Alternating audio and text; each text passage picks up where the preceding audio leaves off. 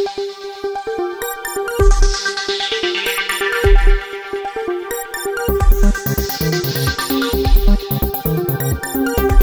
राम। राहुल गांधी का बयान सुना क्या आपने? कह रहे हैं कि भारतीय सेना पिट रही है। अब सोचिए, राहुल गांधी का ये बुरा हाल हो गया है कि वो भारतीय सेना को पिटते हुए देख रहे हैं, उसकी कल्पना करने लगे हैं। कपोल कल्पना, झूठी मिथ्या कल्पना करने लगे हैं। उनके मन में आ रहा है कि भारतीय सेना पिटे चीनी सेनाओं से और मुझे हमला करने का मौका मिल जाए नरेंद्र मोदी पर। दुर्भाग्य नहीं है इस देश का कि जिस परिवार में एक के बाद एक प्रधानमंत्री पैदा होते रहे, जिस परिवार के तीन नेता, तीन व्यक्ति वो इस देश के प्रधानमंत्री रहे हों, सबसे लंबे समय तक देश पर जिस पार्टी ने राज किया हो, उस परिवार और उस पार्टी से आने वाले राहुल गांधी भारतीय सेनाओं को पिटते हुए देखना चाहते हैं, सिर्फ इसलिए क्योंकि उनको सत्ता नहीं मिल रही। सत्ता मिले इसके लिए वो भारत को कहां तक गिरा हुआ देखना चाहते हैं। शर्म आ रही है, मेरी तो जुबान जल जाए, कलेजा कट जाए अगर इस तरह से हमें गलती से भी ख्याल आ जाए कि भारतीय सेनाएं पिट रही। हो सकता है कभी भारतीय सेनाएं चीन के सामने कमजोर रही हो सकता है कि कभी भारतीय सेनाओं की तुलना पाकिस्तान के बराबर से की जाती रही हो सकता है कि कभी आमने सामने से मुकाबले में हमारे कुछ सैनिक वो वीर गति को प्राप्त होते हो। लेकिन यह भी सच है कि भारत की सेनाओं ने दुनिया की किसी सेना को कभी भारत की ओर आंख उठाकर देखने नहीं दिया। यह सच है कि हम चीन से लड़ाई हारे। यह भी सच है कि हम पाकिस्तान को 2 टुकड़ों में करने के बाद, हालांकि वो हमारे अपने ही टुकड़े थे, 2 टुकड़ों में करने के बाद भी 93,000 सैनिक भी छोड़ दिए और कब्जा की हुई जमीन भी वापस नहीं ली। लेकिन ये सब हो इसीलिए पाया ना क्योंकि सेनाएं हमारी इस तरह से थी। हमारी सेनाएं पिटती नहीं है राहुल गांधी, हमारी सेनाएं पीटती हैं।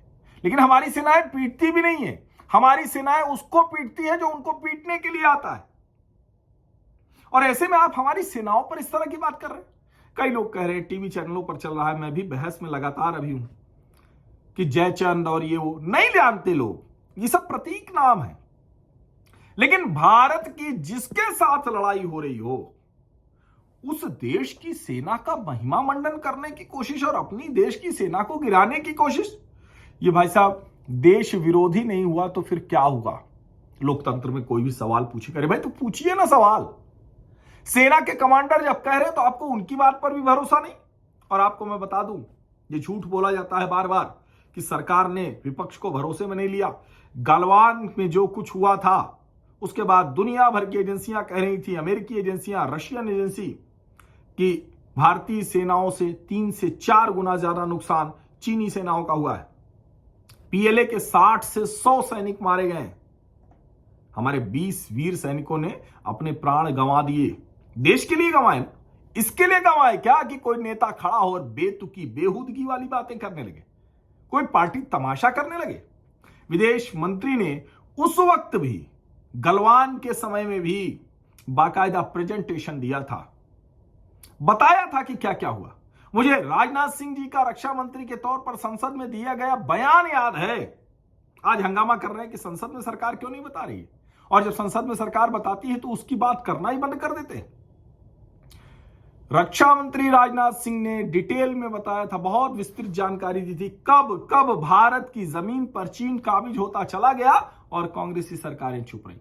अब चुप नहीं रहती सरकार, अब हम तुरंत वो जमीन वापस लेते हैं। पहले तो घुसने ही नहीं देते, घुस गए तो उनको पीट कर निकालते हैं। हाँ राहुल जी, यहां पीटते हैं सेना वाले, भारतीय सेना वाले, लेकिन पिटते नहीं, पीटते हैं। ये जो आप, चूंकि आप अंग्रेजी माध्यम में पढ़े हुए हैं तो पिटने और पीटने का फर्क आपको नहीं पड़ता, लेकिन यही फर्क बहुत बड़ा है राहुल जी। राजनीति में भी ऐसे ही छोटी बड़ी की मात्रा ने बहुतों का खेल बिगाड़ दिया है। तो आप भी जरा अपनी हिंदी दुरुस्त कीजिए। भारतीय सेना पिटती नहीं है, पीटती है, लेकिन पीटती भी उसी को है जो उसके ऊपर आक्रमण करता है। भारतीय सेनाओं ने फिर से एक बार चीनी सेनाओं को पीटा है, लगातार पीट रही है। लेकिन आपको क्या हो गया है?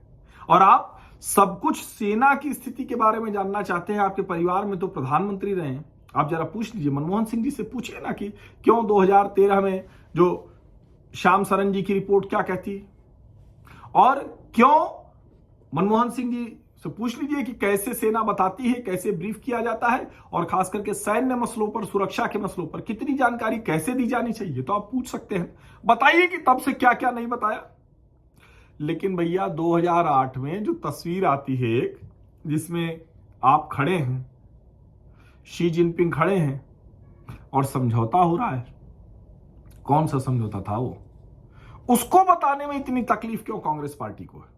न तो कोई वैचारिक जुड़ाव है, कम्युनिस्ट तो है नहीं। भारत की कम्युनिस्ट पार्टियां तो वैसे भी जो प्रोपेगेंडा विंग है भारत में, उसी की तरफ से काम करती हैं, सीपीसी का जो प्रोपेगेंडा विंग है।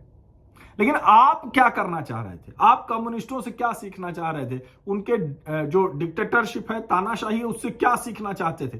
कौन सी चीज है जिसको लागू कर देना चाहते थे, जिसके लिए आप दोनों पार्टियों के बीच, ये राष्ट्रों के बीच में नहीं हुआ है, ये सरकारों के बीच में नहीं हुआ है?